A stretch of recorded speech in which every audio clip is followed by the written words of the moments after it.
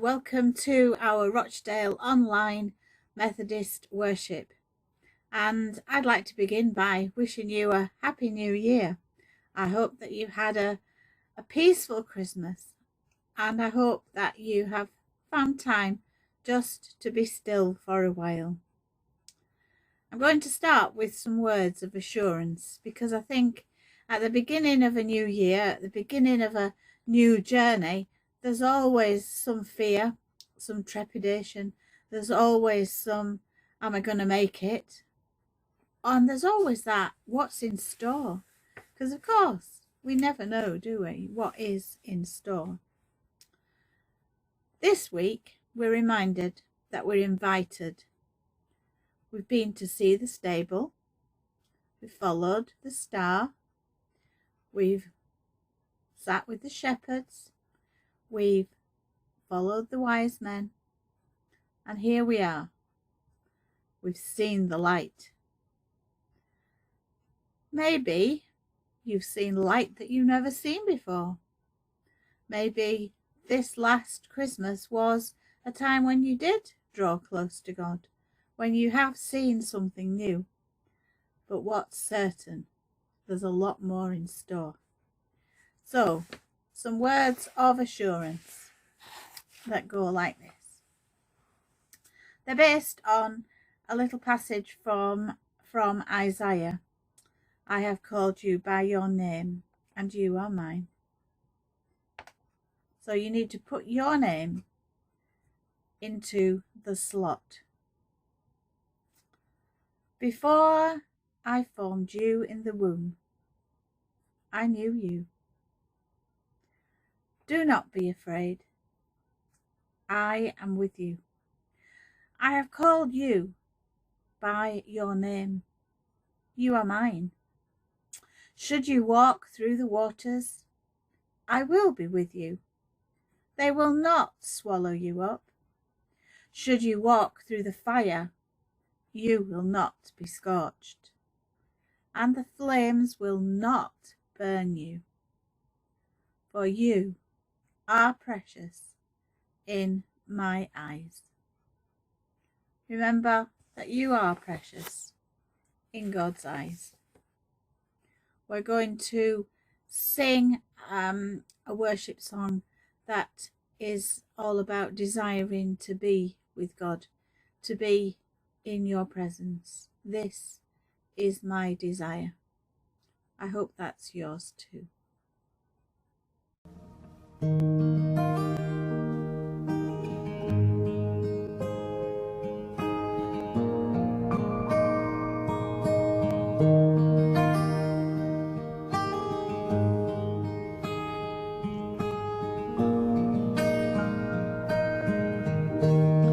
To be in your presence, to sit at your feet, where your love surrounds me and makes me complete. This is my desire, oh Lord, this is my desire. This is my desire, oh Lord, this is my desire.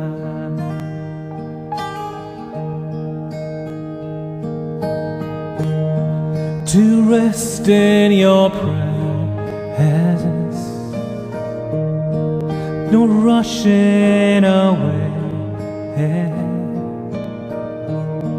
to cherish each moment. Here I would stay. This is my desire, oh Lord, this is my desire.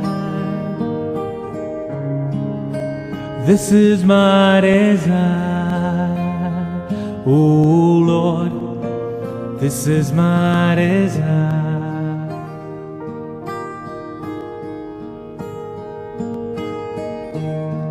to be in your presence, to sit at your feet, where your love surrounds me and makes me complete. This is my desire, oh Lord, this is my desire. This is my desire, oh Lord, this is my desire. To rest in your presence, not rushing away, to cherish each moment. Here I would stand. This is my desire, oh Lord, this is my desire. This is my desire, oh Lord, this is my desire. This is my desire, oh Lord, this is my desire. This is my desire, oh Lord, this is my desire. So it's time. It's time again. This time it's time to come and see. And I'm referring to a story that is told by John, where disciples were called to come and see. But first, John had seen Jesus. Secondly, he then shows Jesus to others. And thirdly, he shares his experience of Jesus. So I figured that that has to be our manifesto for this new year. It has to be a manifesto for believers. If you're watching this as an unbeliever or a skeptic or somebody who's not sure but searching, then watch out. Listen. Listen for someone to offer you some words that make you step into the invitation. Maybe, as is often the case amongst believers, maybe we've lost sight of that invitation. It all seems unreal. Maybe you've lost the invitation and forgotten all about it. Put it on one side for later. Maybe you've had the invitation and you've ignored it. I'm hoping that now it's time for you to respond. John, in the story that I just briefly referred to, actually had clearly witnessed something special, something that others had not. So he had a story to tell.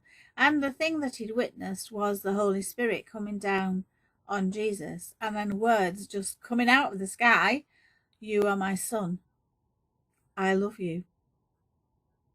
We've kind of heard those words today in that opening. You're precious in my eyes. But obviously, it was a profound moment for John to be reminded and convinced who Jesus was. And sometimes we need that conviction and that convincing. I know that many people have experienced this Spirit of God that we're talking about. It's time to rekindle, to experience, to hear the voice of God. And that maybe is summed up in one word, which is believe. Now, I don't know whether any of you know this, but a lot of clergy women across the country have had a bit of a spending splurge in Marks and Spencer's, because Marks and Spencer's have some sweatshirts with believe on them, and lots of clergy women across the country have got together and sort of formed a band of believe women. Now, I've not gone down that path, but maybe I should. Maybe I should have the word believe emblazoned across my chest, because that does challenge people. It also opens up conversations for what does that mean? Believe. Believe in magic? Believe in miracles? Believe in Father Christmas? Believe in Jesus. It's time to be determined to recognize God in action in your life. And now is the time to share those experiences, to wonder, to seek the God incidents. The wise men found Jesus because they were looking. And for me, that's a very clear message. Jesus asks us again today, what is it that you're searching for? What is it? Come and see. See if you can find it with me. He is saying that there's room for you in his presence. Now the crux. He also says, come and see. And that coming and seeing and experiencing might not be all you think it's going to be. And it might not be for you. But hopefully you will be convinced. So I'm asking you, are you looking in the right direction? What is it that you seek with all your heart? It might mean that you have to take on a new name, a new identity. That's what Jesus' disciples did from the very start.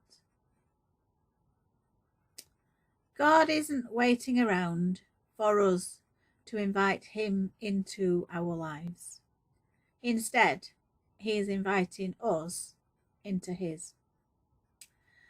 And he will argue that only by giving it a go, by going with him, wherever it takes you, will you find what you seek. And I like to think that of as being that, well, I couldn't do any other. I was called to seek God. For those of you who have no faith, it's time to accept the invitation. For those of you who have a faith, it's time to take up the mantle that committed disciples need to do. And it's time to see, to notice the places where God is at work. It's time to show what God does. And it's time to share it. It's time. Whatever come and see means for you, just come and see. The rest will follow.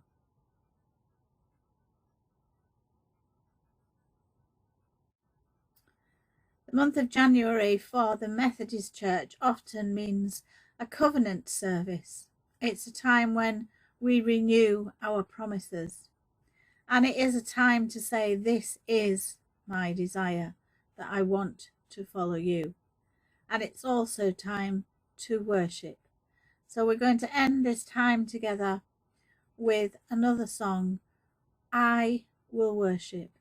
I will worship with all of my heart, and I will seek you. Let's share that song together. God bless you this week, and see you again next week. Bye.